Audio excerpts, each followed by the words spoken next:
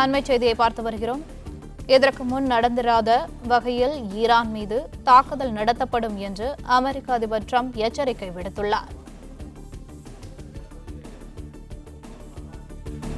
இதற்கு முன் நடந்திராத வகையில் ஈரான் மீது தாக்குதல் நடத்தப்படும் என்று அமெரிக்க அதிபர் ட்ரம்ப் எச்சரிக்கை விடுத்துள்ளார்.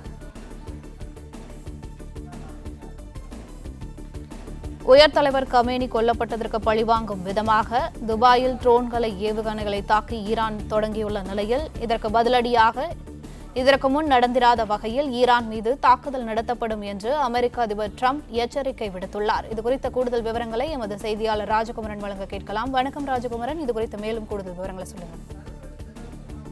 ஈரான் நாடு தன்னுடைய உச்சபட்ச தலைவர் அயத்துல்லா காமேனியை இழந்த பிறகு தற்பொழுது ஒரு மூர்க்கத்தனமான தாக்குதலை தொடங்கி இருக்கின்றது. இஸ்ரேல் மீது மட்டுமல்லாமல் தன்னை சுற்றிலும் இருக்கக்கூடிய வளைகுடா நாடுகளின் 27 பகுதிகளை குறிவைத்து, அதாவது அமெரிக்கா எங்கேயெல்லாம் படைத்தளம் அமைத்திருக்கின்றதோ அதையெல்லாம் குறிவைத்து தாக்கி கொண்டிருக்கின்றது. சற்று முன்பாக ஈரான் சொல்லியிருந்த அந்த நடுநடுங்க வைக்கக்கூடிய ஒரு குறிப்பை பார்த்திருந்தோம், செய்தி குறிப்பை. அதிலே இதுவரை இல்லாத ஒரு மூர்க்கத்தனமான தாக்குதலை நாங்கள் நடத்துவோம், வரலாற்றில் இல்லாத ஒரு தாக்குதலாக அது இருக்கும் என்று ஈரான் தெரிவித்திருந்தது. இந்த நிலையில் ஈரானுக்கு பதிலடி கொடுக்கக்கூடிய விதமாக அதே போன்ற ஒரு கருத்தை இப்பொழுது அமெரிக்காவினுடைய அதிபர் டொனால்டு ட்ரம்ப் தெரிவித்திருக்கின்றார். ஏற்கனவே காமேனியை வெற்றிகரமாக அமெரிக்கா தாக்கி அழித்திருக்கின்றது, அவருடைய உயிர் பறிக்கப்பட்டிருக்கின்றது. இந்த நிலையில் தான் டொனால்டு ட்ரம்ப் சொல்லுகின்றார், நெவர் சீன் பிஃபோர் என்கின்ற ஒரு சொற்றொடரை பயன்படுத்தி ஈரானை எச்சரித்திருக்கின்றார். இதுவரை பார்க்காத தாக்குதலை நீங்க பார்க்க வேண்டிய சூழ்நிலைக்கு தள்ளப்படுவீர்கள் என்று ஈரானை எச்சரித்திருக்கின்றார் அமெரிக்காவினுடைய அதிபர் டொனால்டு ட்ரம்ப். அதாவது ஈரான் இத்தோடு தன்னுடைய தாக்குதலை நிறுத்திக் கொள்ள வேண்டும், அதை விடுத்து அமெரிக்காவினுடைய படைத்தளங்களை குறிவைத்து ஈரான் தாக்க முற்பட்டால் ஈரான் இதுவரை கண்டிராத ஒரு மிகப்பெரிய தாக்குதலை காண நேரும், இதுவரை சந்திக்காத இழப்புகளை சந்திக்க நேரிடும் என்று எச்சரித்திருக்கின்றார் அமெரிக்காவினுடைய அதிபர் டொனால்டு ட்ரம்ப். ஈரானுக்கு எதிராக தான் முதல் முறையாக அதிபராக அமெரிக்காவில் வந்த பொழுதே குறிப்பிட்ட அந்த ஒப்பந்தத்தை மீறி இருந்தார் டொனால்டு ட்ரம்ப். அந்த ஒப்பந்தத்தை ரத்து செய்வதாக சொல்லியிருந்தார். அதன் பிறகுதான் ஈரான், இஸ்ரேல், அமெரிக்கா என்கின்ற அந்த யுத்தம் தொடங்கி இருந்தது. அவ்வப்பொழுது யுத்தம் நடந்து கொண்டிருக்கின்ற நிலையில் இன்று நடைபெற்றிருக்கக்கூடிய இந்த சண்டை மிகுந்த முக்கியத்துவம் கொண்டதாக பார்க்கப்படுகின்றது. ஏனென்றால் இதற்கு முன்பாக பல்வேறு முறை முயற்சித்தும் கூட அந்த அயத்துல்லா காமேனி உள்ளிட்ட அந்த முக்கிய தலைவர்களை கொல்ல முடியவில்லை அமெரிக்கா மற்றும் இஸ்ரேலால். ஆனால் இந்த முறை அந்த வெற்றிகரமான தாக்குதலை நடத்தி முடித்திருக்கின்றார்கள். இந்த நிலையில்தான் இப்பொழுது இந்த யுத்தம் என்பது அடுத்து எவ்வாறு நீளும் என்கின்ற ஒரு கேள்வி எழுந்திருக்கின்றது. பல்வேறு ராணுவ நிலைகளை குறிவைத்து ஈரான் தாக்க தொடங்கி இருக்கின்றது. ஈரான் தன் வசம் இருக்கக்கூடிய ஏவுகணைகளை பயன்படுத்துகின்றது, ட்ரோன்களை பயன்படுத்துகின்றது. அது மட்டுமல்லாமல் மறைமுக ராணுவ நடவடிக்கையாக தன் வழியாக செல்லக்கூடிய மத்திய தரைக்கடல் பகுதியினுடைய கப்பல் போக்குவரத்தையும் ஈரான் தடுத்து நிறுத்தி இருக்கின்றது. வான்வெளி தடங்கள் உலகின் பல்வேறு நாடுகளில் மூடக்கூடிய ஒரு சூழல் உருவாகி இருக்கின்றது. இது மட்டுமல்லாமல் பிராக்சி யுத்தம் என்று சொல்லக்கூடிய விதமாக தன்னுடைய ஆதரவு அமைப்புகளை கொண்டு அமெரிக்கா மற்றும் இஸ்ரேலுக்கு எதிராக சுற்றி இருக்கக்கூடிய நாடுகளை பயன்படுத்தி ஈரான் தன்னுடைய யுத்தத்தை நீளமாக நீட்டிப்பதற்குரிய நடவடிக்கையில் ஈடுபட்டிருக்கக்கூடிய நிலையில்தான் இந்த ஒரு எச்சரிக்கை அறிவிப்பினை அமெரிக்காவினுடைய அதிபர் டொனால்டு ட்ரம்ப் வழங்கியிருக்கின்றார்.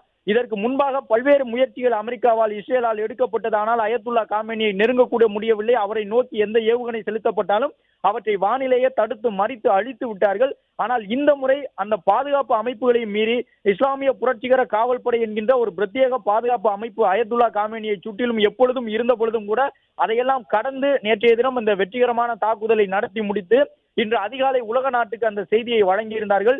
ஈரானினுடைய உச்சபட்ச தலைவராக 30 ஆண்டுகளுக்கு மேலாக ராணுவத்தை தன் வசம் கைத்திருந்த தனக்கு என்று தனித்த ஒரு படைப்பிரிவையே உருவாக்கி உலகத்தின் மிக சக்தி வாய்ந்த நபர்களில் ஒருவராக வலம் வந்த அயத்துல்லா காமேனி வீழ்த்தப்பட்டிருக்கக்கூடிய நிலையில் அடுத்த கட்டமாக ஈரான் என்ன செய்யும் என்ற கேள்வி முன்வைக்கப்பட்டது.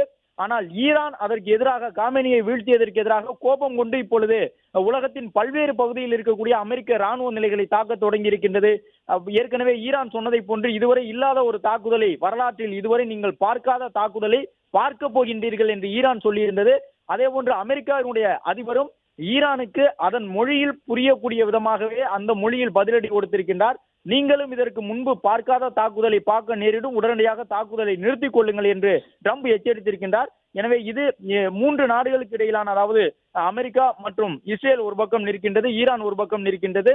இப்பொழுது ஈரானை சுற்றி இருக்கக்கூடிய நாடுகளிலும் தாக்குதல் தொடங்கி இருக்கின்றது. சவுதி அரேபியா, துபாய் போன்ற நாடுகள், கத்தார், பஹ்ரைன் உள்ளிட்ட நாடுகள் எல்லாம் ஏற்கனவே அந்த பெரும்பாலான நாடுகள் வளைகுடா பகுதியில் இருக்கக்கூடியவர்கள் இஸ்லாமிய குடியரசில் இருந்தாலும் கூட ஈரானுக்கு எதிரான நிலைப்பாட்டுக்கு அவர்கள் செல்வதற்கான ஒரு சூழல் இருக்கின்றது. எனவே உலகின் பல்வேறு நாடுகள் இதன் பின்னணியில் ஒன்று திரளுவதற்கான ஒரு வாய்ப்பு உருவாகி கொண்டிருக்கின்றது. ஏற்கனவே மத்திய தரைக்கடல் பகுதி முழுவதுமாக போர் மேகங்கள் சூழ்ந்திருக்கின்றன. மேற்கு ஆசியா என்பது இப்பொழுது யுத்தக்களமாக மாறி நிற்கின்றது. அப்படி இருக்கும் பொழுது ஈரானுக்கு ஆதரவாக சீனா உள்ளிட்ட நாடுகள் கருத்து தெரிவித்திருக்கின்றார்கள். ரஷ்யா போன்ற பெரும் நாடுகள் என்ன நிலைப்பாடு எடுக்கப் போகின்றார்கள்? அமெரிக்கா எதிர்ப்பு நிலைப்பாட்டில் இருக்கக்கூடிய ரஷ்யா இதை ஒரு வாய்ப்பாக பயன்படுத்துமா, சீனா இதை ஒரு வாய்ப்பாக பயன்படுத்துமா என்ற கேள்விகள் எல்லாம் எழுந்திருக்கின்றது. ஈரானுக்கு எதிராக அவர்கள் அமெரிக்காவிற்கு எதிரான நிலைப்பாட்டில் இருக்கக்கூடிய சூழ்நிலையில் ஈரானுக்கு ஆதரவாக திரளும் பட்சத்திலே இது ஒரு மிகப்பெரிய போராக மாறுவதற்கான சூழல் இருக்கின்றது.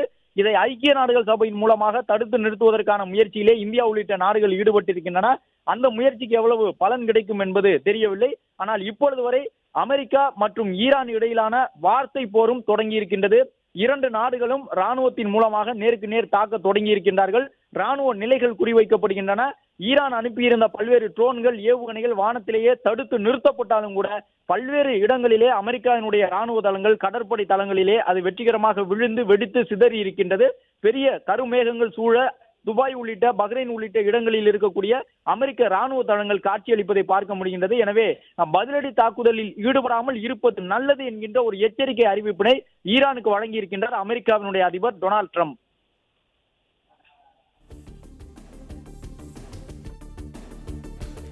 பிளே ஸ்டோர் மற்றும் ஆப் ஸ்டோரில் இருந்து பாலிமர் செயலியை QR கோடு மூலம் பதிவிறக்கம் செய்யுங்கள்.